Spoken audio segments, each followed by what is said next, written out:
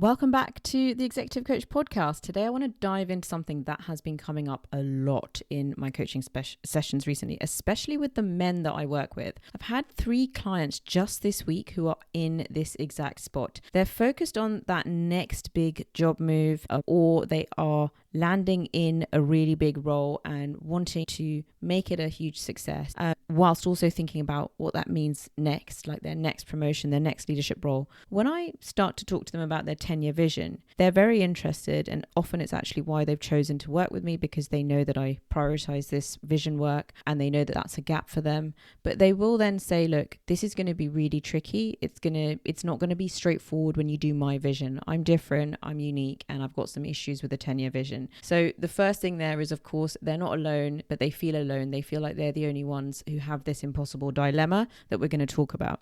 But I just want to reassure you that you're not alone. This is really common, which is, of course, why I'm sharing it here. What's really fascinating is that when we then explore their long-term vision, when we talk about the lifestyles and the way of being, and I often get them to talk about the lifestyles that they really admire, that perhaps they're a little bit envious of. And it's not the big chunky role with the big hours and also, of course, the big paycheck to match. It's actually the friend who works for 4 days as a teacher, but has the 5th day for exercise, gets to pick up their kids from school every day. In one case, this was described as somebody that had cancer early on in life and didn't want to waste their life once they were recovered, and they have been so committed to this and they just have a really good way of living. It's not very extravagant. It's more simple than, for example, my client, less expensive holidays, etc. But it is obviously incredibly meaningful and has inspired my client when they're actually thinking about their 10-year vision. Another one, it was their former colleagues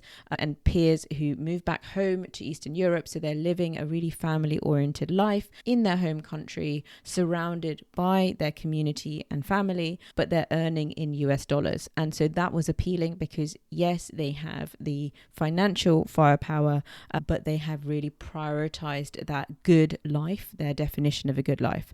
Now, the really interesting thing is that often in these sessions, this is the first time that they've said this stuff out loud, because all the rest of the world is telling them a very different story. And they've said things to me like, these options aren't really available to me. What's often happening there is that they are so prized in their current organizations and they're getting recognition. They are getting the pats on the back. It's often why they are in coaching, because they're seen as the future of the organization and a part of a very important succession. But this recognition itself can become a huge shackle, almost become blinding in the way that they then see other options. And so when I then might put some other options on the table, it's almost as if these are part of another world for my clients. And of course, we therefore want to start breaking through here, knowing that once we've had the time and space on this, that the future vision comprises some of this, what I'm going to call softer stuff, some softer living that doesn't need to be perhaps so alpha. Knowing this, what are some generalized things that we can start to think about that make a difference? So I'm going to share the stuff that I feel as listeners can be things that you can start doing today. Of course, there are some elements that probably do require more in-depth work. But the first one is, if you have created a 10-year vision, look at elements of that, really get into the nitty-gritty of that and think about which of those are actually available to you today. So for one client, the example was that in the 10-year vision, when he described what some of these ideal days might look like, he said, I'd just be able to take off a day off work and have a long, lazy lunch with my wife, and we'd go for an amazing dog walk. It might be a coastal dog walk. And what we realized, of course, is that he doesn't need to wait a decade for that. In fact, he then told me that it's something he could actually do in the next couple of months. What they'd been doing instead, though, is they had been funneling all of their extra income and holiday days into big trips and really going all out on these holidays. But I could tell that actually that was almost creating more stress, and meaning that he was overlooking some of those smaller, more meaningful moments that were available to him right here, right now. So what he's now gone and done is, over the next couple of months, he's booked a couple of days when he has coordinated with his wife to be able to have these today. So things that felt, again, I've talked about this in the Making Time Work For You episode, the beauty of fully articulating that vision in a really comprehensive way is that you can see things that mean a lot to you that feel far off, identify them, write them down, and then unwind them back to today. And some of those lovely things can already start happening. So that's the first thing. There's a sense that of feeling trapped in one's current state, and that only when all of the boxes have been ticked that you can start living that other ideal life. Actually, this process really bridges that. The second bit is, don't worry too much about the how of your 10-year vision just yet. So I was told by these lovely clients that it was impossible. Like, what they were looking for was just, it's not possible, so it's not really worth looking at, because they were applying their execution brain to it, and that sort of, I need a step-by-step plan from the bottom up. They were applying that energy to it. And of course, we know, and I've seen this happen so many times, that we don't know how life's going to unfold and all of those specifics. So knowing the exact step-by-step plan is not a necessary condition for shifting direction and turning more towards the direction of our vision.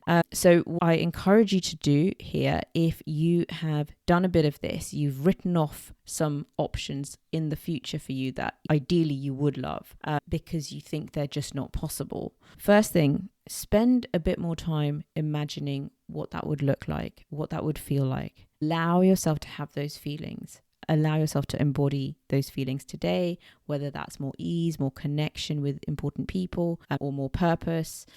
And really allow yourself to just feel what that's like. And this is, of course, manifestation type work. Allowing yourself to experience those feelings today is a huge part of that manifestation process. And what we've done here then is, rather than blocking something that we have no real full control over, we enable it. And we therefore enable ourselves to move in that direction rather than our current direction if we feel that's not going to take us to our ideal state. Okay, the third one is probably more the practical one, and that is, start to feed yourself first.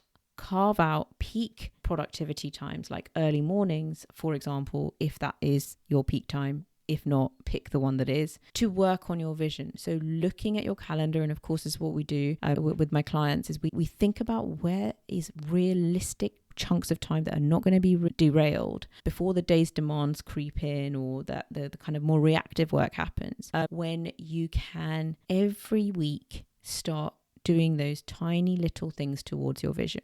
And of course here, a big enabler is going to be confidence. So this is confidence in yourself, confidence that you can make this happen.